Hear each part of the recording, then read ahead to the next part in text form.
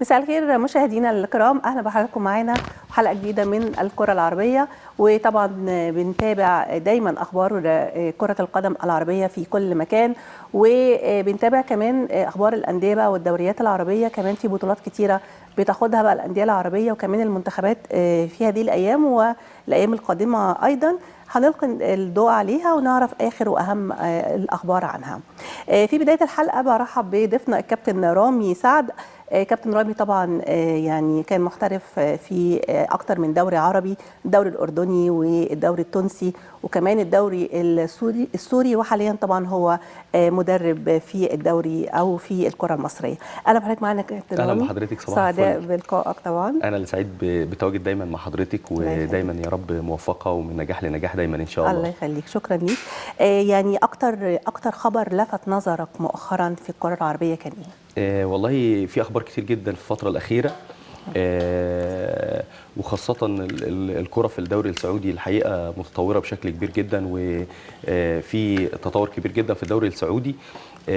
اخبار عن الحديث عن بعض التداولات الصحف والسوشيال ميديا الحقيقه بتشتغل عليها في الفتره الاخيره، زي اداري الفتح مثلا بينتقد الجهاز الفني والاداري لاتحاد جده السعودي في المباراه الاخيره في الجوله 21. الحقيقه انه رش ميه في الملعب قبل المباراه، من من الاخبار الغريبه. خبر مفبرك طبعا للمدير الفني للزعيم السعودي النصر السعودي. الحقيقه برضو فبركوا بعض الكلام اللي كان بيقوله المدير الفني بشكل مغلوط الحقيقه. فكل الحاجات دي اخبار غريبه ويعني ايه جديده على الكره العربيه في الفتره الاخيره، بتلفت نظر الناس بعض الاوقات. طبعا. طيب يعني مجموعه بقى من الاخبار ان شاء الله هنقدمها لحضراتكم عن الكره العربيه، وبيشاركنا فيها كمان يعني زملائنا الاعلاميين العرب اللي بنشكرهم دايما على التعاون معنا والتواجد معنا في الكره العربيه.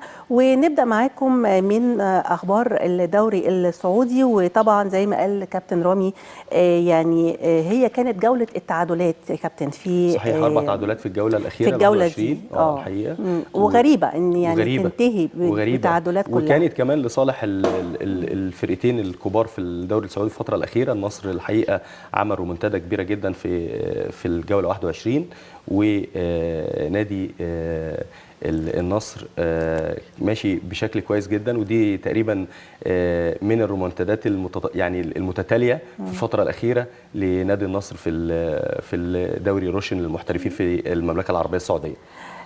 طبعا يعني نقول كده التعادلات كانت ما بين الخليج والطائي تعادلوا 2-2، الفيحاء والعداله اتعادلوا 1-1، الوحده والتعادل مع التعاون 1-1، وايضا الرائد والشباب اتعادلوا 2-2.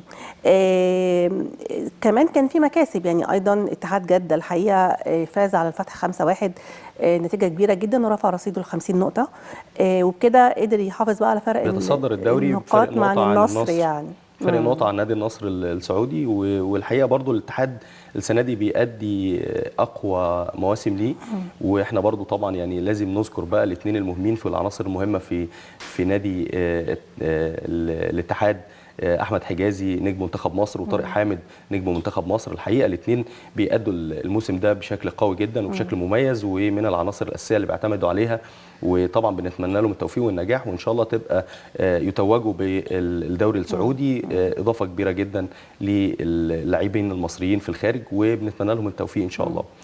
كان في كمان يعني فوز النصر طبعا على ابها بصعوبه 2-1، وده يخلينا طبعا نشوف يعني كمان ابها قدم مباراه كبيره جدا، كان يعني متعادل، ويعني بصعوبه النصر قدر ان هو يفوز عليه 2-1.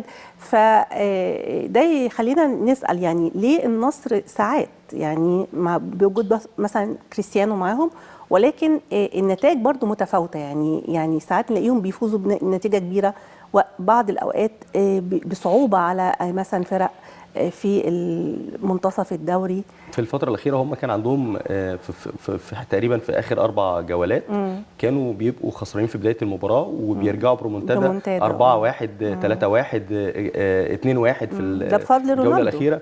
رونالدو هي دايما ممكن رونالدو شويه بيعطل اللعب بتاعهم، لان هم كل اللعيبه اللي حواليه بيبقوا عايزين يدوا له الكوره، فممكن يعطلوا طريقه اللعب للفينش على الجول، فبالتالي ممكن تعطل شويه التهديف. طب ما ده برضه ده سلبي بالنسبه لهم، يعني دي حاجه سلبيه، دي حاجه سلبيه، ولكن هم كل حد بيتمنى ان هو يعمل باسنج لرونالدو يجيب جول، يبقى هو اللي عامل الاسيست لرونالدو. يعني هي الحقيقه نقله كبيره جدا للكره السعوديه ولنادي النصر ان يبقى متواجد معاهم احسن لعيب. طب اعتماد اللاعبين على رونالدو ده، يعني المفروض ان المدرب بقى يعني يعالج الموضوع ده، ولا هيبقى صعب في وجود طبعا نجم كبير زي رونالدو؟ هو رونالدو يعني الناس دي كلها كانت بتتفرج على رونالدو وهو بيلعب في الدوريات المختلفه اللي لعب فيها، ريال مدريد، مانشستر يونايتد، يوفنتوس، الانديه الكبيره اللي كان بيلعب فيها وكان بيحقق فيها الحقيقه القاب كبيره جدا، وصاحب القاب يعني اكتر القاب في العالم في تاريخ الكره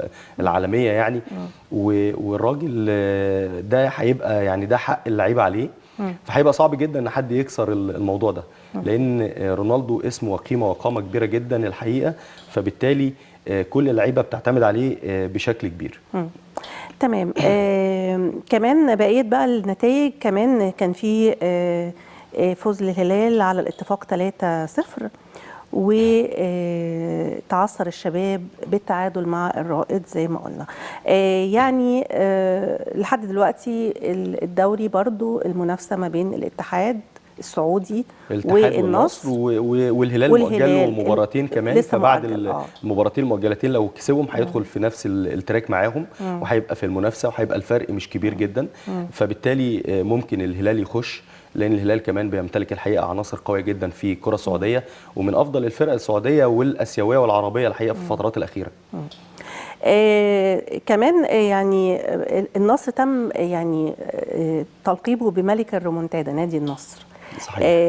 رسميا يعني. أيوه. الصحافه والاعلام السعودي، لانه دايما زي ما حضرتك قلت بيقلب يعني هزيمته او تعادل مثلا لفوز. هو في الفترة الأخيرة لما بيدخل في جول تقريبا في آخر 7-8 جولات كانت النتيجة دايما بتبقى مش لصالحه في البداية، وبيرجع يقلص الفارق لصالحه، فبالتالي لقب بملك الرومنتادا في الدوري السعودي في الفترة الأخيرة. كمان قدر النصر ان هو يعني يحصل على لقب أقوى هجوم في الدوري السعودي طبعا ب 44 هدف طبعا، بفارق هدفين عن الشباب و4 عن الاتحاد. كمان تاني أقوى دفاع لنادي النصر أيضا، استقبل 12 هدف بس بفارق 5 أهداف أقل عن الاتحاد المتصدر، وفي الوصافة هو دلوقتي زي ما قلنا 49 صحيح. النقطة. كمان من أخبار بقى الأندية والدوري السعودي، إشادة المحافظ يعني بنادي بالجهد المبذول من نادي الليث، وتكريم كمان نادي الليث السعودي ومجلس ادارته، لانه طبعا قالوا ان هو يعني بيخدموا المجتمع وبينشروا الرياضه وبينشروا الوعي الرياضي بشكل كبير في المحافظه وكمان في السعوديه بشكل عام. وتم تكريم طبعا رئيس مجلس اداره نادي الليث الاستاذ عبد الله البصراوي، واحنا طبعا بنتقدم ليه بالتهنئه. والنادي الليث السعودي هو واحد من الانديه طبعا الطموحه واللي بتكافح طبعا في الدرجه الثانيه. وانا عايز اقول لحضرتك على حاجه، ان ده الطبيعي بتاع المفروض الانديه تقوم بيه، اللي هو الخدمات المجتمعيه وتطوير الوعي الرياضي وفي المجتمع العربي، لان الرياضه الحقيقه هي عامل مؤثر كبير جدا في الفتره الاخيره. فبالتالي بنشكر طبعا نادي الليث ومجلس ادارته الحقيقه على الجهود المبذوله في انتشار الوعي الرياضي والثقافه الرياضيه وتنميه المجتمع بشكل عام. بنشكرهم طبعا، ولازم ندعم الفكره، ولازم دي الفكره السائره في الفتره الاخيره المفروض تبقى في كل الانديه الحقيقه، تشتغل على الخدمات المجتمعيه بشكل طبعاً. كبير، والوعي الرياضي وانتشاره في المجتمع دي حاجه مهمه جدا الحقيقه. زي ما تعودنا طبعا مع اخبار الكره السعوديه لازم ننتقل الى المملكه العربيه السعوديه ونستقبل طبعا اتصالنا مع الاستاذ عثمان الشلاش الصحفي والناقد الرياضي السعودي، ويكلمنا بقى عن يعني اهم اخبار الكره السعوديه، ونقول له مساء الخير، اهلا بيك يا استاذ عثمان، وسعداء طبعا بوجودك معانا دائما، ورمضان كريم عليك. ونتكلم اكتر كده عن مجموعه الاخبار اللي احنا اتكلمنا فيها عن الدوري السعودي وكمان الجديد اللي موجود في الكره السعوديه هذه الايام. اهلا استاذه رانيا، واسعد الله مساك بكل خير، وتحيه طيبه لك ولمتابعي برنامج رياضه اونلاين بالعربي. واستغل هذه الفرصه لاقدم التهنئه لك شخصيا ولضيفك العزيز وللزملاء في القناة ولمتابعي برنامج رياضة أونلاين بمناسبة قدوم شهر رمضان المبارك. أسأل الله العلي القدير أن يجعله شهر خير وبركة على الأمتين العربية والإسلامية، وعلى الشعوب العربية عامة والشعب المصري على وجه الخصوص. رسالتنا اليوم أستاذة رانيا سنتحدث فيها الحقيقة عن الفرق الصاعدة لدوري الدرجة الثالثة السعودي، حيث تأهلت أندية المزاحمية والهلالية والغزوة والمحمل والهدى والسلام والاعتماد ومنيف ونادي الأسياح ونادي حقل إلى دوري الدرجة الثالثة. اليوم سيكون تركيزنا على ناديي الغزوة من محافظة بدر ونادي الاعتماد من ستير. أخذنا استطلاعات هذا الدوري، وهي سياسة اعتدنا عليها في البرنامج لمنح كل الأندية السعودية والعربية حقها من هذه التغطية. الحديث أيضا أستاذ راني عن دوري روشن للمحترفين، حيث حقق النصر فوزا صعبا على أبها 2-1. الرائد يفرط في مباراته أمام الشباب ويهدي نقطة ثمينة للشباب، وتنتهي المباراة بالتعادل بهدفين للشباب وهدفين للرائد. الهلال يكتسح الاتفاق الجريح بثلاثية كبيرة. عميد الأندية الاتحاد ينفرد بصدارة الترتيب ويحقق فوزا كبيرا جدا على الفتح في الأحساء على الأرض وبين جماهيره بخمسة أهداف نظيفة. الوحدة يتعادل مع التعاون، وضمك يؤمن نفسه بنقاط الباطن. الفيحاء يقتل الفرحة للعدالة ويحقق التعادل في الدقائق الأخيرة. بعد نهاية هذه الجولة أستاذ رانيا، وهي الجولة 21، ينفرد نادي الاتحاد بصدارة الترتيب ب50 نقطة. النصر يأتي ثانيا ب49 نقطة. الشباب يأتي ثالثا ب44 نقطة. الهلال ب39 والتعاون ب35. هذا أبرز ما لدي أستاذ رانيا. الدوري السعودي سيتوقف لفترة الحقيقة، ثم يعود الركض من جديد. كل الأماني لكم وقبل أن ونحن نستقبل نفحات شهر رمضان المبارك، كل الأماني لكم بصوم مقبول، ويكون شهر خير وعبادة وطاعة. تقبلي تحياتي وشكرا لك ولضيفك العزيز ولمتابعي برنامج رياضة أونلاين بالعربي. بسم الله والصلاة والسلام على رسول الله سيدنا محمد وعلى آله وصحبه وسلم تسليما كثيرا. أولا نبارك لأهالي محافظتنا التاريخية محافظة بدر وكل محبيها هذا الصعود والإنجاز، وإن شاء الله من إنجاز إلى إنجاز ومن درجة إلى درجة. حقيقة تأخرنا شوية في الصعود، لكن حاولنا السنتين الماضية وكنا الأجدر، لكن التوفيق جانبنا. هذه السنة الحمد لله بارك الله وصعدنا. استعدينا بدري، تعبنا كثير، سهرنا، اشتغلنا، جهاز فني جديد الحمد لله توفقنا فيه. إن شاء الله في السنوات الجاية إن شاء الله حنكون في الدرجات الأعلى إن شاء الله. حنشتغل حنتعب. أتمنى من أهالي المحافظة إنه يدعمونا ويساندونا وما هي غريبة عليهم إن شاء الله. شكري أيضا لكل أعضاء مجلس الإدارة اللي يكونوا معنا كثير صراحة، الجهاز الفني، الجهاز الإداري، اللاعبين، جهود بذلت، تضحيات حصلت، والحمد لله تتوج هذا كله بهذا الإنجاز. نرجع إن شاء الله مكاننا في البداية، مكاننا الطبيعي في الدرجة الثانية، حنرجع للدرجة الثانية ومنها إلى الأعلى إن شاء الله. نشكر قناة النيل على هذه الاستضافة، ونتمنى لنادينا التوفيق للقناة وللجميع، وبارك الله، والسلام عليكم ورحمة الله. طبعا عايز اقول الف مبروك لاهالي بدر وجماهير بدر على الصعود، وفي البدايه هم اصحاب فضل علينا، سواء كانوا واقفين جنبنا هنا في المحافظه او خارج المحافظه وكانوا بيدعمونا على طول. شكر ايضا للاداره برئاسه الاستاذ خالد الصبحي والنائب بتاعه الاستاذ سعد والمدير التنفيذي الاستاذ وليد سلاب. الناس ديت بصراحة وقفت جنبنا وساعدتنا كتير. طبعا النجاح ما ينسبش للمدرب أو لفرد، النجاح ينسب للمجموعة كلها، ولولا الناس ديت احنا ما كناش قدمنا شيء.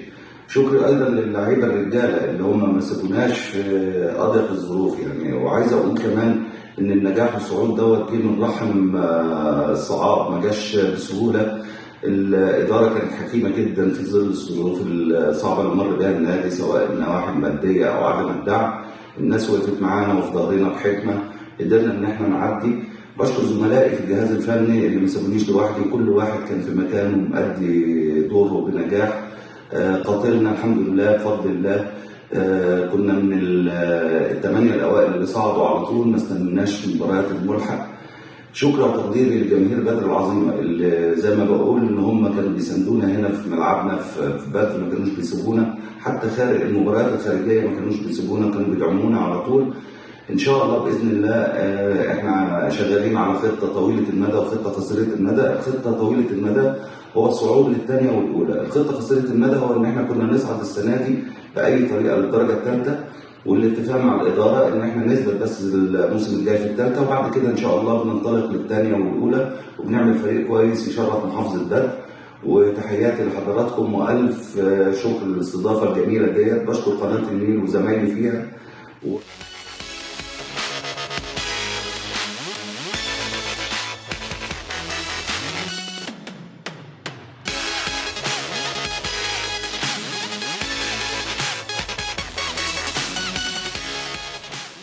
بنشكر طبعا الاستاذ عثمان الشلاش على مجموعه المعلومات اللي قدمها لنا النهارده المهمه عن الدوري السعودي. كمان بنبارك طبعا لنادي غزوه الرياضي، صعدوا طبعا. مبروك لكابتن محمد فاروق الحقيقه، بالتوفيق ان شاء الله في الدرجه الثانيه. خالد الصبحي كمان رئيس النادي الحقيقه اتكلم كويس جدا على مرحله الصعود وعلى اداء الفريق وعلى المدير الفني وعلى التعاون الحادث بين المدير الفني واللعيبه. وفي نفس الوقت كمان كابتن محمد فاروق الحقيقه برضو الراجل بيتكلم بشكل عام ان الشكر موصول للكل، ان مفيش حد، هو المدير الفني مش هو اللي صعد الفرقه، ولكن جروب العمل كامل من مجلس اداره، اللاعبين، لمديرين تجهيز، لكل الحقيقه المنظومه بتبقى قايمه على الفوز او الصعود. بنتمنى له التوفيق ان شاء الله في الدرجه الثانيه، وان شاء الله يعني يحقق الصعود من الدرجه الثانيه لدوري المحترفين ان شاء الله. ان شاء الله. الف مبروك طبعا ليهم، وبنبارك لكابتن محمد فاروق طبعا المدير الفني المصري لنادي غزوه، وان شاء الله يعني يقدروا بقى يكملوا الاكتر من كده. يعني الدعم، يعني هو الدعم طبعا المملكه هناك الحقيقه بتدعم الانديه بشكل قوي جدا، فان شاء الله بنتمنى لهم التوفيق ان هم يحققوا ان شاء الله الصعود للدوري الممتاز ان شاء الله. ان شاء الله. بنترك بقى الاخبار الكره السعوديه وننتقل الى اخبار كره القدم في المملكه المغربيه. وتابعنا طبعا قرعه كاس العرش اللي اقيمت مؤخرا، وتم اعلان الجدول للفرق اللي هتقابل بعض على ثمن نهائي كاس العرش المغربي. طبعا كان في مجموعه، يعني في فرق يبقى يعني بالنسبه لهم المباريات هتبقى مباريات صداميه جدا طبعا. بعض الفرق طبعا يعني هتعتبر ان في يعني طار بايت كده، خصوصا ما بينهم، خصوصا حسنيه اغادير والرجاء البيضاوي. يعني قالوا ان هم طبعا يعني منهم طبعا يعني مباريات سابقه، فهيحاولوا ان هم مباراه في الدوري اخر مباراه في الدوري حسنية اجدير 2-1، هتحمل طابع ثأري شويه، والموضوع هيبقى طبعا هتبقى حاجه قويه جدا وحماسيه جدا. بس احنا عايزين يعني بدل بنتكلم في الكره المغربيه لازم يعني نعرف الجمهور المصري الحقيقه على الانجازات اللي بيعملها الجهاز الفني المصري بقياده كابتن طارق مصطفى وكابتن سامح اسماعيل وكابتن وليد ابراهيم مع اولمبيك اسفل. مع اولمبيك اسفل الحقيقه بيحققوا الانجاز الكبير جدا في الكره المغربيه. المنافسه على الرابع والثالث والخامس، وفرقه الحقيقه كانت بتنافس على الهبوط السنه اللي فاتت وقعدوها في الدوري في مركز متقدم في المركز السابع تقريبا. والحقيقه السنه دي بينافس كابتن طارق بشكل قوي جدا، حتى وصلت لدرجه ان الاداره بقت طمعانه ان هي السنه الجايه عايزه تاخد الدوري المغربي. فاحنا الحقيقه لازم نشيد بيهم وبادائهم الحقيقه داخل المملكه المغربيه والدوري المغربي من الدوريات العربيه القويه جدا. طبعا بنتمنى لهم التوفيق، وكمان يعني في ان شاء الله في المستقبل كابتن طارق ممكن يبقى مدير فني للفرق الكبيره في المغرب في الفتره الجايه، لانه الحقيقه مدير فني كبير يستحق ان شاء الله مكانه كبيره، واتمنى لهم التوفيق.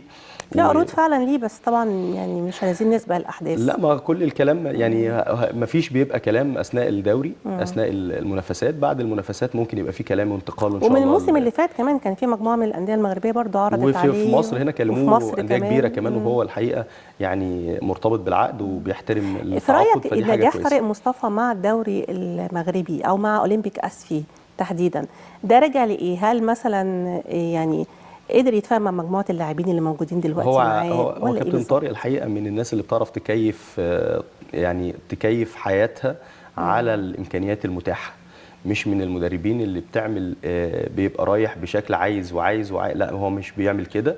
هو بيكيف نفسه على المتاح من خلال وبيطوره الامكانيات ويبدا يشتغل عليه، وبالتالي يحقق يعني نجاحات كبيره في المغرب من ايام ما كان متواجد مع كابتن حسن شحاته في الدفاع الحسني الجديد، وبعد كده هو مدير فني ليه. فالحقيقه بيقدم عرض هائل الحقيقه للمدرب المصري في الدوري المغربي. وكمان وجوده طبعا كاداره فنيه مساعده مع كابتن حسن شحاته ده اداله خبره كبيره طبعا جدا. هو اشتغل كمان مع ناس كتير، اشتغل مع كابتن حسن شحاته واشتغل مع كابتن طارق يحيى، خبره من وهو الحقيقه شخصيته كمان ان هو بيتعلم وبيدرس وبيطور من نفسه ومحقق رخص الرخص التدريب من بدري، الاي والبي والسي وكل الرخص التدريبيه الحقيقه. فده مساعده كمان ان هو يشتغل في اي مكان بسهوله، غير ان هو كمان موهوب، يعني كان موهوب وهو كان لعيب موهوب، والحقيقه في التدريب مدير فني موهوب بيعرف يقرا الجيم ويعرف يكيف الاوضاع زي ما هو عايز، ومحقق انجازات وصلهم لطموح كبير جدا الحقيقه. وكمان النقطه الثانيه ان عندهم هم في المغرب كمان حته الفكر انه بيدوا فرصه. طبعا يعني لو نلاحظ مثلا وليد الركراكي خد فرصته مع الوداد وبعدين صحيح. مع المنتخب المغربي اتكررت يعني السيناريو ده اتكرر كتير جدا. فكر الادارات الفنيه في المغرب متطور شويه، يعني نقول ان هو يعني مش بيتسارعوا حتى ويلغوا مثلا التعاقد لو فرقه نتائجها ما كانتش جيده. يعني في منهم بعض الادارات الفنيه الحقيقه عندهم فعلا احترافيه في الاداره. المغرب تطورت في الكوره مش في يوم وليله ومش بصدفه خالص. بالعكس، ده هي طورت بدراسه، والدراسه بتقول ان الشباب هو اللي يقدر يطور وهو اللي يقدر ينقل المنظومه بشكل مختلف. فبالتالي الاعتماد على الشباب في اي منظومه بتنجحها. ليه؟ لان الطاقه بتبقى موجوده، القدرات على الابتكار موجوده، الدراسه والعلم المتطور طول الوقت بيحاول يطور من نفسه ومن ادائه. فبالتالي هم عندهم البلان بتاعتهم ان هم عايزين يوصلوا لمرحله كويسه. احنا عايزين نوصل حاجه كويسه في كاس العالم، فوصلنا لرابع عالم، فدي انجاز ما بعده انجاز الحقيقه اول دوله عربيه تحققه. موضوع الوعي والنشء عندهم الحقيقه متطور، عندهم اللعيبه بتلعب درجه اولى من سن صغير. الاحتراف باب الاحتراف الحقيقه في المغرب مفتوح من بدري. مفيش حته ان انا عايز فلوس من اللاعب وهو لسه صغير، انا ما عندهمش الثقافه دي. هو عنده ثقافه ان اللعيب يتنقل لانديه او ينتقل لانديه كبيره في اوروبا، يكتسب خبرات وثقافات ويبقى لعيب عنده زي المنتاليتي بتاعت محمد صلاح دلوقتي في الكوره، مختلفه عن كل الجيل بتاعه. فهم الحقيقه بيساعدوا على ده وبيساعدوا على التطور ده. فبالتالي هم عاملين خطه كبيره لتطور المدربين الشباب في المغرب، بحيث ان هم يوصلوا المنظومه لابعد كمان من رابع عالم في الفتره اللي جايه. ودوله المغرب الحقيقه دوله مملكه المغرب الحقيقه مملكه متطوره، وبيحاولوا يساعدوا المدربين الشباب بقدر الامكان. نقول كده نتائج القرعه سريعا: الفتح رياضي هيقابل اولمبيك اسفي، الدفاع الجديدي هيقابل شباب ابن جريج، شباب هواره ضد نهضه المزامره او عفوا نهضه الزمامره، الفتح البيضاوي هيقابل شباب المحمديه، الجيش الملكي لقاؤه امام استاد المغربي، حسنيه اغادير هيقابل الرجاء الرياضي، اتحاد طنجه يقابل الوداد الرياضي، واخيرا اولمبيك خريبكا يقابل نهضه بركان. كمان من اخبار الكره المغربيه او المنتخب المغربي بقى واعضاء المنتخب المغربي بعد اصابه طبعا ياسين بونو المحترف ضمن صفوف اشبيليه الاسباني. بونو يطمئن الركراكي بعد اصابته الخطيره. طبعا اطمئن وليد الركراكي المدير الفني المغربي على صحة ياسين بونو بعد الإصابة اللي تعرض فيها في مباراة الميريا ضمن منافسات الجولة 25 من بطولة الليجا، والإصابة تطلبت إخراج ياسين بونو من الملعب، وأخرجوه طبعا على نقالة لأحد مستشفيات المدينة، قعد فيها تقريبا 48 ساعة للتعافي وبعدها خرج. كان طبعا يعني في أكيد اتصالات من المنتخب المغربي على رأسه طبعا وليد الركراكي، وقال إن ياسين بونو طمأنه بجاهزيته للمباريات المقبله، لان طبعا عندهم وديه مهمه جدا امام البرازيل وامام بيرو صحيح نهايه شهر مارس. وقال ان الجميع يعلم ان بونو يعني مهم للمنتخب المغربي، هو الحارس الاول، ولازم نطمئن عليه ولازم نطمئن كمان على جهوزيته، لان الموضوع مش محتاج يعني نقول اي تقصير معاه. الحقيقه ياسين بونو من يعني هنقول الحارس رقم 1 في الوطن العربي بالنسبه للمنتخبات، من الحراس المهمه جدا في الدوري الاسباني وفي اوروبا، وحارس له ثقل قوي جدا مع الفريق بتاعه في اشبيليه الحقيقه. واصابته قدام الميريا كانت من الحاجات يعني الخطره اللي تعرض لها. هي كانت فين الاصابه تحديدا؟ في رجله. في رجله. وكان كمان من المهم جدا تواصل المدير الفني يبقى متواصل طول الوقت مع اللاعبين المحترفين والاطمئنان عليهم. ده بيدي كمان انطباع وثقه كبيره جدا من الدوله، لان طبعا المدير الفني بيمثل الدوله بالنسبه للاعب، فبتبقى من الحاجات المهمه جدا التواصل المدير الفني مع اللاعبين المحترفين، بيديهم ثقل وبيديهم ثقه كبيره جدا ان هو الناس مركزه معاك ومهتمه بيك، وطبعا بنتمنى له التوفيق لانه من الحراس المهمه جدا في الوطن العربي الحقيقي. ان شاء الله نتمنى له الشفاء قريبا باذن الله. ننتقل الآن مع زميلتنا الإعلامية المغربية سامية الكربة، وطبعا النهاردة الحقيقة يعني هنقدم سبق جميل جدا للبرنامج. هيكون معنا من خلال طبعا لقاء الإعلامية سامية الكربة واحد من أهم حكام الوطن العربي حاليا، ولسه طبعا يعني كنا شفناه وشفنا أداؤه في مونديال قطر، وكمان في خلال الدوري المغربي وبطولات إفريقيا المختلفة بيحكم على أعلى مستوى، معروف طبعا لمصر والمصريين لأنه حكم طبعا للأهلي والزمالك قبل كده في البطولات الأفريقية. هو الحكم المغربي المونديالي الدولي رضوان جيد اللي بينورنا وبيشرفنا الحقيقة خلال حلقة الكرة العربية النهاردة. سعداء جدا بهذا اللقاء، وسعداء ان احنا هنسمع من واحد من اهم حكام الوطن العربي حاليا وطبعا الكرة المغربية، تاريخ كبير واسم كبير. ان شاء الله نتمنى يعني تواصل هذا الاداء المتميز طبعا لكابتن رضوان جيد مع عالم التحكيم العربي والعالمي. مساء الخير سامية، اهلا بيكي معانا. بنشكرك طبعا على اللقاء الحصري والسبق الرائع اللي طبعا بتقدميه لينا النهارده من خلال حوارك مع الكابتن او الحكم الدولي رضوان جيد، بنشكرك جدا عليه. ونقول مساء الخير كمان لكابتن رضوان جيد منور التلفزيون المصري، ونسمع منكم بقى الحوار الجميل اللي طبعا بنقدمه لكل محبي الكرة المغربية والعربية. يسعدنا في هذا المباشر لبرنامج الكرة العربية أن نستضيف أصغر حكم مغربي دولي وطني له شهرة واسعة وكبيرة في العالم الكروي والعربي والمغربي أيضا، وخاصة بمصر. إنه الحكم رضوان جيد، هو الحكم المثير للجدل، له صدى واسع منذ سنة 2009 ومساره التحكيمي بدأ سنة 1993 حيث حصل على الشارة الدولية على كأصغر حكم دولي أصوله من مدينة أكادير. أهلا وسهلا بك رضوان جيد.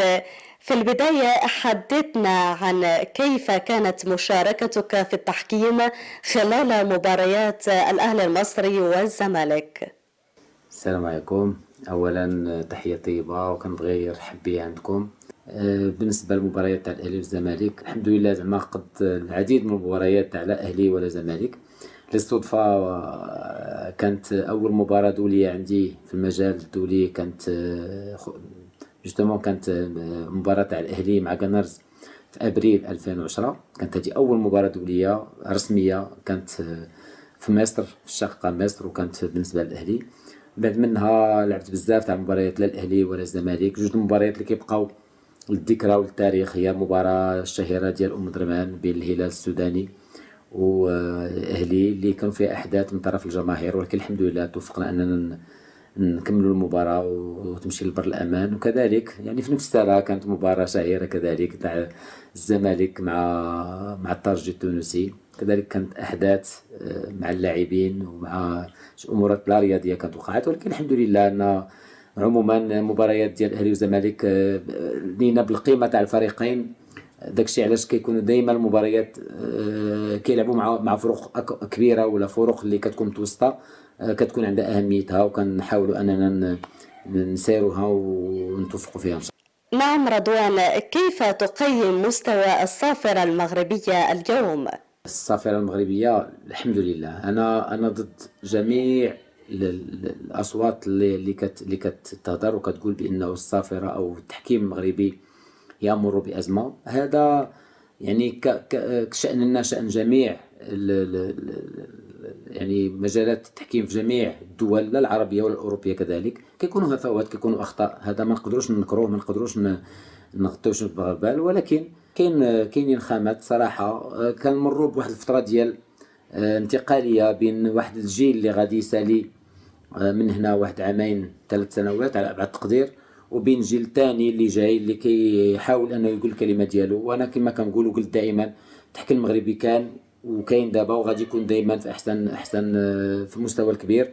وعندي عندي امل كبير، وعندي الثقه الكامله في الحكام اللي جايين، وان شاء الله غيقولوا الكلمه ديالهم. لدي سؤال، ما هو الفريق الذي ترى انك اخطأت في حقه، وكيف يكتسب الحكم ود وحب الجماهير المشجعة لفرقها خلال المباريات على البساط الأخضر؟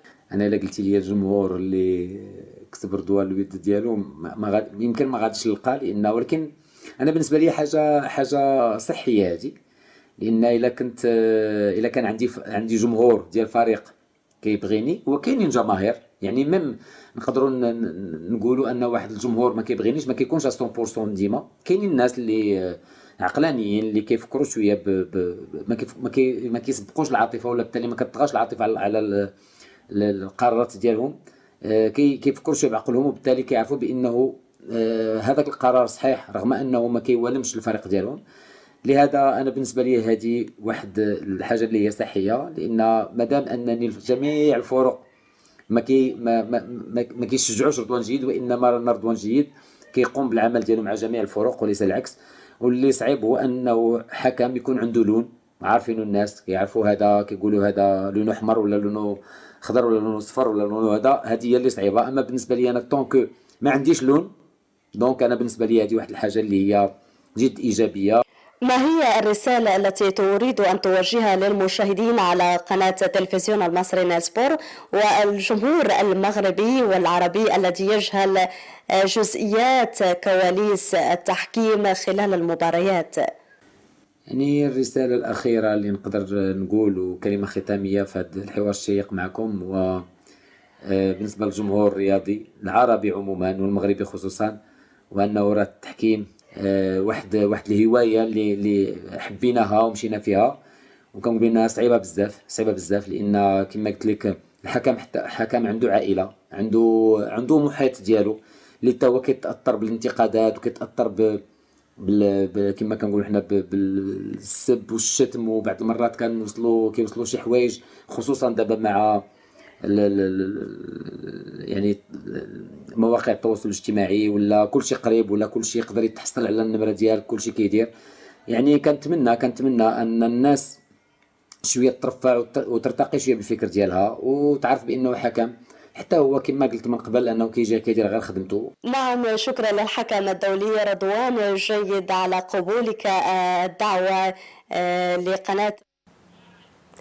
يعني طبعا احنا بنشكرك جدا سامية الكربة على الحوار الرائع ده مع كابتن رضوان جيد. تدينا فرصة طبعا من خلال الكرة العربية ان احنا يعني نقدم حصريا هذا الحوار. بنشكرك جدا على نشاطك المتميز جدا يعني في معنا في البرنامج، وبنشكر كمان كابتن رضوان جيد. احنا كنا سعداء جدا ان احنا نسمع منه من خبرته الكبيرة في عالم التحكيم. بيشرف المغرب وبيشرف كل العرب الحقيقة في البطولات الكبيرة، وكان آخرهم المونديال. وبنتمنى بإذن الله نتقابل مرة أخرى مع كابتن رضوان جيد من خلال أحاديث وحوارات قادمة. بنشكرك سامية الجربة جدا، ونتمنى لك كل التوفيق، وبنتمنى رمضان كريم عليكي وعلى كل شعب المغرب. اولا طبعا يعني كابتن رضوان جيد حضرتك قلت لي ان انت بتتابعه جدا ومعجب جدا بادائه. رضوان جيد الحقيقه يمتلك شخصيه قويه جدا داخل الملعب، ومن الحكام اللي قريب من كل كوره، يعني محافظ جدا على اللياقه البدنيه بتاعته وعلى رشاقته الحقيقه، ودي مساعداك بشكل كبير جدا على اتخاذ القرارات الصحيحه المنضبطه في الوقت الصحيح. زائد انه بيعرف يتعامل على رياكشن لاعب، يعني بيقدر اللعيب اللي محتاج شده بيروح يقابله بشده، واللي محتاج ان هو ممكن يعني ايه يحفزه او يدعمه بابتسامه، يهدي منه شويه، بيعمل كده. فهو بيمتلك شخصيه قويه جدا داخل الملعب. تحركاته في الجيم بتبقى من قريب من كل كوره تقريبا. انا دايما اقول عليه ان هو حكم عربي بطباع اوروبيه يعني. فهو الحقيقه من الحكام المميزين جدا. انا على المستوى الشخصي بحبه جدا، وكنت بتمنى في اوقات كتيره جدا يبقى مكان حكام كتير جدا في النهائيات الافريقيه لبطوله ابطال افريقيا، لانه فير قوي، لانه هو الحقيقه من الحكام اللي ما بيجاملش ودي حاجه مهمه جدا الحقيقه. بنتمنى له طبعا التوفيق والاستمراريه ان شاء الله. احنا بنذكر كمان دوره كحكم فار كمان في المونديال. وقدم الحقيقه بعض القرارات الصائبه جدا واشاد بيه الفيفا. وهو كمان ما انا بقول لحضرتك هو الحقيقه من الحكام الشطار اللي بيشتغل على نفسه وبيحاول يوصل لمرحله كويسه، وهو واصل الحقيقه لمكانه كويسه جدا في التحكيم الافريقي والدولي. وبنتمنى له ان شاء الله مزيد من التوفيق ان شاء الله في المستقبل، انه يبقى يعني من افضل لافضل دايما ان شاء الله. انا انتقل دلوقتي الى أخبار الكرة اللبنانية. والبرج بيقلب الطاولة على الإخاء في كأس لبنان. البرج حقق فوز على الإخاء اللبناني بنتيجة 2-1 في المباراة اللي جرت ما بينهم على ملعب العهد ضمن منافسات ربع نهائي كأس لبنان. وكده تأهل البرج لمواجهة الفائز من مواجهة الصفاء والنجمة. هيتقابلوا طبعا في وقت لاحق في ربع النهائي. كمان البرج بيشارك أيضا في البطولة العربية، وأعلن قائمة نهائية لخوض منافسات البطولة العربية لكرة القدم، حيث يلتقي بالوحدة الإماراتي في الدور التمهيدي الأول من البطولة. وضمن القائمة اللي أعلنها نادي البرج 8 صفقات جديدة على سبيل الإعارة للأندية اللي يعني لنادي البرج. فيعني هنتابع أكيد بقى نادي البرج في البطولة العربية وكل الفرق العربية إن شاء الله في هذه البطولة. ولكن ننتقل الآن إلى بيروت مع زميلنا الأستاذ سامر الحلبي. هيكلمنا على آخر وأهم أخبار الكرة اللبنانية. أستاذ سامر أهلا بيك، مساء الخير، وأقول لك كل سنة وأنت طيب، رمضان كريم. ويعني كلمنا أكتر بقى عن أهم وآخر أخبار الكرة اللبنانية. تحية طيبة إلى كل مشاهدي ومتابعي قنوات النيل الرياضية، وتحية إلى كل الزملاء العاملين في برنامج رياضة أونلاين. اليوم سأتحدث عن يعني عدة أمور حدثت في هذا الأسبوع، سأتناولها سريعا قدر المستطاع. بداية انطلقت مسابقة كأس لبنان في دورها الربع النهائي، يعني استكملت بالأحرى. فقد فاز فريق شباب الساحل على الأهلي النبطي الصاعد حديثا إلى الدرجة الأولى ب3 أهداف نظيفة، وفاز البرج على الأخاء الأهلي علي 2-1. يعني الفريقين بلغا الدور النصف نهائي بانتظار استكمال المباراتين المتبقيتين. أيضا منتخب لبنان الأول عاود تمارينه تحت قيادة المدرب الصربي ألكسندر إليتش استعدادا لودية عمان. أيضا منتخب لبنان للكرة الشاطئية، طالما نتحدث عن المنتخبات، يشارك في بطولة آسيا المقامة في تايلاند. هو لعب المباراة الأولى الافتتاحية له أمام الصين، خسرها ب4 أهداف مقابل هدف، كان متقدما في الشوط الأول بهدف نظيف. أيضا بالنسبة لأخبار الأندية، فريق العهد بطل لبنان الذي توج بطلا للبنان استخدم لاعبا من الأنصار هو كريم درويش، لاعب دولي. هذه هي يعني أولى استخداماته لهذا الموسم. أيضا بالنسبة لمقررات الاتحاد اللبناني لكرة القدم، الاتحاد توج العهد بطلا، واعتبر الأنصار خاسرا مباراته أمام العهد، التي طبعا المباراة التي شهدت أحداث شغب من جماهير الأنصار. خصم له 3 نقاط. وأيضا علق المباراة الفاصلة التي لعبت بين الصفاء والسلام التي تحدد من سيهبط إلى الدرجة الثانية، هي كانت انتهت بالتعادل 1-1.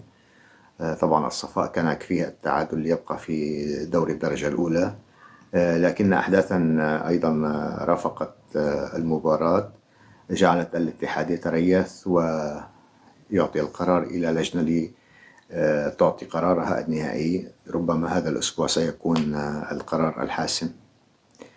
طبعا هذا كان كل شيء. كان معكم سامر الحلبي من بيروت لبنان. بنشكرك أستاذ سامر الحلبي على يعني التواصل معنا من بيروت. إن شاء الله كل التوفيق بإذن الله يعني الكرة اللبنانية بشكل عام. نبدأ معاكم بقى أخبار مهمة جدا، وخصوصا مع الأندية العربية اللي بتشارك في يعني دوري أبطال إفريقيا. احنا شفنا طبعا يعني لازم نتكلم عن يعني الفرصة الجديدة والأمل الجديد اللي اتجدد للنادي الأهلي. الحقيقة كان سيناريو يمكن الكل كان مستصعب جدا، أو يعني بيقول ممكن ما يتحققش السيناريو ده، إن طبعا يتعادل الهلال مع سان داونز. ففرصة من جديدة هي يعني الأقدار بقى قدمتها للنادي الأهلي مرة أخرى.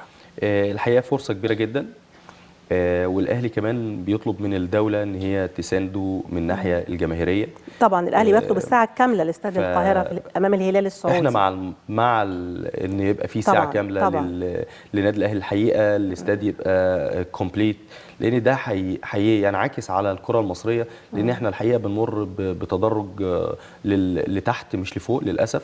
فمحتاجين أي حاجة، محتاجين أي حد يساعد ويساند، يقدر يساعد ويساند، يساعد ويساند. الحقيقة الأهلي عنده أمل كبير جدا إنه لو كسب الهلال هنا إن شاء الله، وأنا شايف إن هو ممكن يكسبه كمان 1 و2 و3، مش هتبقى نتيجة، لأن الأهلي الحقيقة لما خسر هناك خسر بسبب الأرض. الأرض والعوامل البيئية مختلفة، واحنا محتاجين كمان كان في شد عصبي شديد، واحنا محتاجين المساندة الجماهيرية للعيبة، لأن الحقيقة لما اللعيبة المصرية دلوقتي بتلعب تحت ضغط جماهيري في الفترة الأخيرة، الموضوع صعب جدا عليهم، لأن اللعيبة دي ما تأسستش تحت الضغط الجماهيري. فاحنا محتاجين إن احنا نعود نرجع الجماهير للمدرجات تاني. محتاجين المساندة القوية جدا للنادي الأهلي في بطولة أفريقيا في دوري المجموعات، لأن إن شاء الله لو ربنا كرمهم وكسبوا المباراة القادمة مع الهلال، هيبقى هياخدوا يعني الهلال كسب الأهلي هناك، هيبقوا متساويين في النقاط. فلو الأهلي كسب 2 أو 3 هيبقى الموضوع هي لصالح المباراة دي الأهلي. مرتقبة بتحدد الفريق المتأهل وهيبقى في ضغط لدور كبير الثمانية. جدا، هي هيبقى في ضغط المباراة دي. كبير جدا جدا جدا على لعيبه النادي الاهلي. طبعا الضغط هيبقى قوي جدا عليهم، لان الموضوع هيبقى ما فيش يعني مش هيقبل القسم على 2، فبالتالي محتاج ان هو يكسب اكتر من 1 و2 3، فهيبقى الموضوع صعب عليهم جدا، فمحتاجين المسانده والدعم القوي من الجماهير عشان تقدر تحفز اللعيبه داخل الملعب، فاحنا بنساندهم في ده الحقيقه. طبعا يا ريت والله فعلا يعني تبقى الساعه كامله لاستاد القاهره، لان هو يعني استاد نقول مرعب. لا وهو يعني الاستاد اللي كل الانتصارات اللي اتحققتها منتخبات والانديه المصريه، انتصارات كبيره جدا اتحققت فيه. حقيقه اخر انتصاراتنا كانت 2006 في بطوله افريقيا في مصر هنا. كانت على استاد القاهره. ذكرياته يعني بتدي كمان لينا كده ثقه يعني. طبعا فاحنا بنتمنى طبعا المسانده للنادي الاهلي، لانه هو في الاخر بيمثل مصر طبعا. واحنا لازم نرجع تاني لرياده القاره الافريقيه والكره العربيه بشكل عام. محتاجين مسانده من كل الناس، ان احنا لازم نرجع. بس هي الرياده مش بس بالكلام، احنا عايزين بالعلم، يعني نرجع للرياده، بس يعني نقول ايه بطريقه صح بقى، يعني نسيبنا من المجاملات ونسيبنا من يعني نقول ان احنا ندي ودنا للمشاكل والمشاحنات، ونبتدي بقى بالعلم بقى وبالاداره الصح، لان عشان نرجع رجوع قوي، مش ناخد مثلا بطوله او لقب وبعدين نحطم تاني امال الجماهير بالاداء الوحش للمنتخبات المصريه وكمان للانديه المصريه. عشان نعمل ده حضرتك قدامنا اكتر من حاجه لازم نشتغل عليها في الفتره الجايه. الاتحاد الحقيقه من الحاجات اللي كان عاملها حاجه مميزه جدا، وجاب كلاتنبرج لتطوير التحكيم في مصر، ولكن مفيش اهداف الراجل يشتغل عليها. يعني الراجل لما جه اول سؤال ساله لهم محتاجين مني ايه؟ مش عارفين محتاجين منه ايه. فاحنا المفروض يبقى عندنا اهداف نبدا نشتغل عليها عشان نطور فيها. حضرتك انا النهارده عشان اطور المنظومه في عندنا اكتر من حد موجود في الكره الانجليزيه وفي الكره الاسكتلنديه بشكل قوي جدا، منظمين ومطورين للاتحادات. نبدا نستقطب. طب وليه ما يبقاش كمان مصريين؟ يعني هم مصريين حضرتك، هم مصريين قاعدين في واحد كان في كورس معمول قريب هنا في مصر، واحد من اللي طوروا الكره الانجليزيه في اخر 15 سنه والله. وصاحب ناس في الاتحاد للاسف. كابتن حسام غنيم من الناس الحقيقه اللي بتطور في الكره الانجليزيه في اخر 15 سنه. ايوه طبعا. واخدينه في الاتحاد الاسكتلندي دلوقتي ان هم يطوروا في الكره في اسكتلندا. وحد من يعني الناس ابننا سايبينه كده في مش هو في ناس كتير على فكره، في ناس كتير جدا بتدرس ليه ما نستفادش منه يا جماعه يعني؟ هي دي المشكله للاسف. فحضرتك عشان تطوري لازم تجيبي المنظومه كلها تطور، ما يبقاش واحد بس، لان مش هتقدري تشتغلي على واحد بس.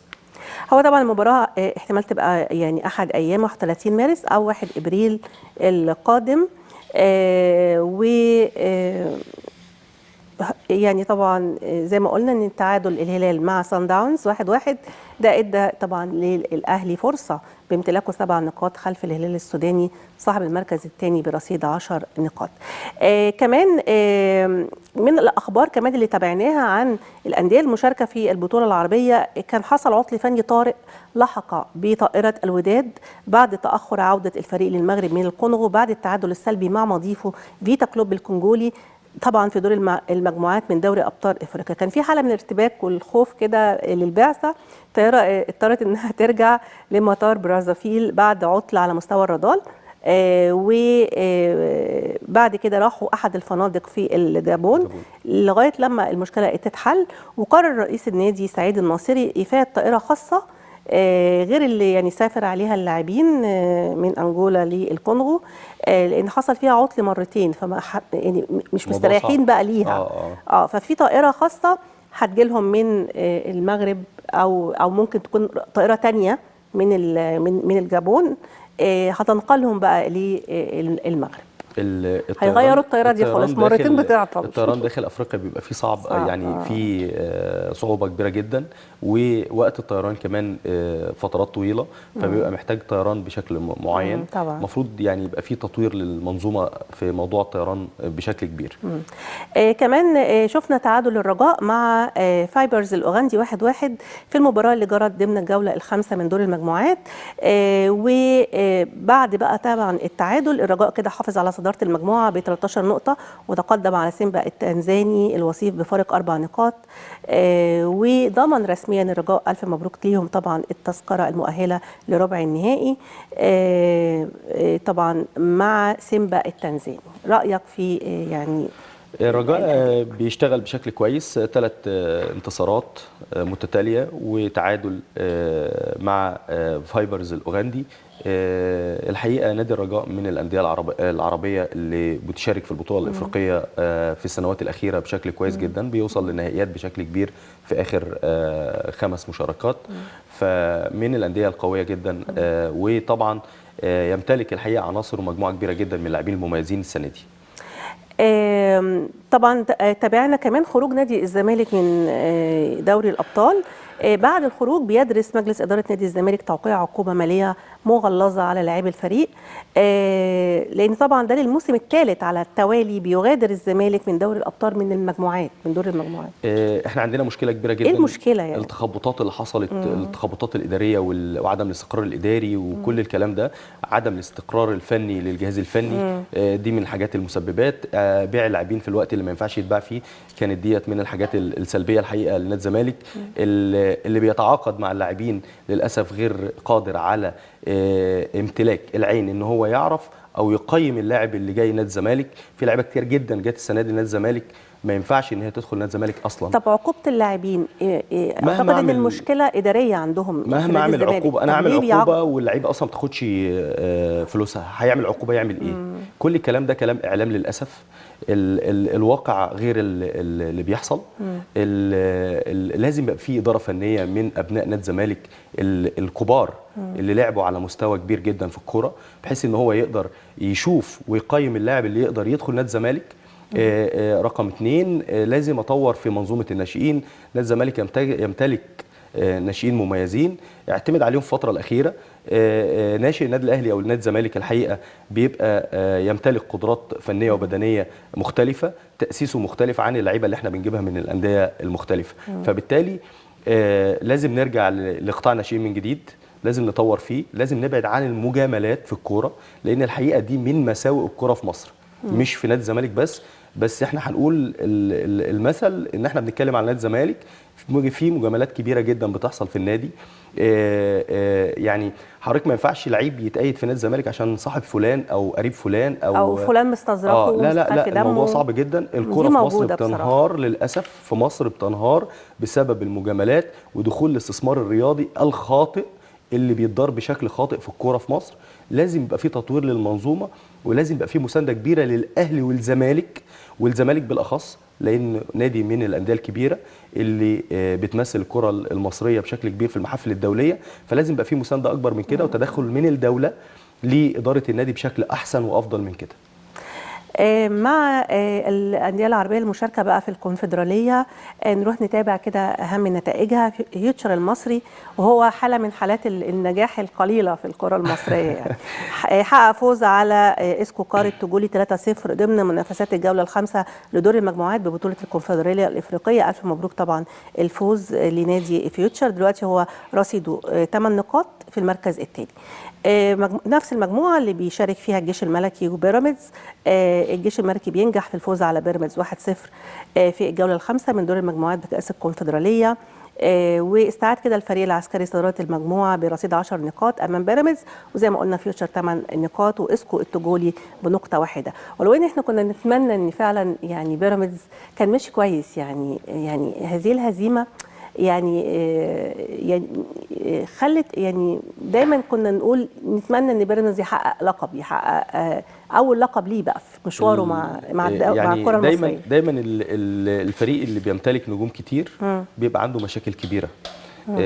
وخاصه في حته عدم انكار الذات من اللاعبين، بيبقى الموضوع صعب جدا. كل لعيب عايز يعمل اللي هو عايزه، ودي في الكوره بتبقى صعبه شويه. فبالتالي ده بينعكس على الفريق زي ما احنا قلنا في موضوع كريستيانو رونالدو، بس احنا بنتكلم على كريستيانو حاله شاذه في الكوره. ولكن بيراميدز بيمتلك لعيبه كانت نجوم في اهلي وزمالك. كل لعيب ما بيلعبش للاسف للكيان، بيلعب لذاته. فبالتالي ده بينعكس عن الفريق بالنتيجه السلبيه. يمتلك قدرات وعناصر كبيره جدا وقويه جدا وعلى مستوى عالي من الكفاءه، ولكن النتائج بتاعتهم حتى في الدوري مش بنفس القوه المطلوبه من اللاعبين الموجودين. على الصعيد الثاني الحقيقه فيوتشر بيحقق الفوز، والحقيقه لازم ندي لكابتن علي ماهر حقه. راجل ماشي بخطى ثابته جدا مع نادي فيوتشر، بيشتغل بشكل منظم بطريقه منظمه. الفريق في الصعود من بدايه توليه لمهمه القياده الفنيه، ودي من الحاجات المهمه جدا. دايما بنتمنى المسانده للمدربين المصريين اللي بيحاولوا يشتغلوا على نفسهم بطريقه كويسه. بندعمه وبنتمنى له التوفيق في القادم ان شاء الله. بنسب الاخبار البطوله العربيه طبعا اللي بدات الادوار التمهيديه فيها، وشفنا الحقيقه مباريات انطلقت ومفاجآت فيها. يعني بتعتبر يعني من المفاجآت كمان فوز الكويت على شبيبه الثوره الجزائري 1-0. صحيح. مباراه جمعت ما بينهم طبعا في الدور الاول لكاس البطوله العربيه للانديه، وهتقام مباراة العودة في وهران 21 الجاري. كمان الجيش الملكي هزم الاتحاد الليبي بنتيجة 4-1 على أرض المجمع الرياضي الأمير مولاي عبد الله في ذهاب الدور الأول. واحدة بقى يعني نقول من المفاجآت الحقيقة واللي اتقدمت في الأدوار التمهيدية، فوز نوازيبو الموريتاني بنتيجة 4-1 على شباب الأردن في مواجهة طبعا جماعتهم على ملعب الشيخ ولد بدية. والمحرك كمان بيخسر امام السيب العماني 2-0. سريعا تعليق المفاجأة نادي نوازيبو الحقيقة دي المفاجأة القوية جدا بالنسبة لي في البطولة العربية اللي أقيمت وانطلقت المباراة الأولى من الدوري التمهيدي. نوازيبو الحقيقة مفاجأة للجميع. الكرة الموريتانية بتتقدم، ودي حاجة مهمة جدا الحقيقة. بنتمنى لهم طبعا التوفيق. المباراة كانت ماشية في البداية في أول 5 دقايق لشباب الأردن. في أول دقيقتين شباب الأردن أحرز هدف، وبعد كده الموضوع انتقل لمرحلة تانية خالص، وبدأت بقى نوازيبو الحقيقة أنيابه تظهر، وكسبوا شباب الأردن 4-1، وكانت نتيجة بالنسبة لنا مفاجأة جدا الحقيقة. ولو يعني هيمشوا على الوتيرة دي ممكن جدا ممكن يبقوا في حتة كويسة في البطولة العربية. بالظبط، لأن ده هيديهم طبعا دفعة قوية جدا وتحفيز قوي جدا الحقيقة. كابتن رامي سعد، احنا بنشكر حضرتك جدا على التواجد النهارده معانا في الكرة العربية. بقول لك كل سنة وانت طيب، اتمنى لك شهر رمضان مبارك وكريم عليك بإذن الله. أنا اللي بشكر حضرتك، وطبعا كل سنة حضرتك طيبة والأمة الإسلامية والعربية والشعب المصري بخير، ودايما يا رب ان شاء الله في صحه وسعاده ان شاء الله. ان شاء الله. شكرا جدا. شكرا لحضرتك. مشاهدينا الكرام، بنشكركم لمتابعه حلقتنا النهارده من الكره العربيه، وبنقول لكم كل سنه وانتم طيبين بمناسبه شهر رمضان. نتمنى شهر خير باذن الله على كل الامه العربيه. الى اللقاء.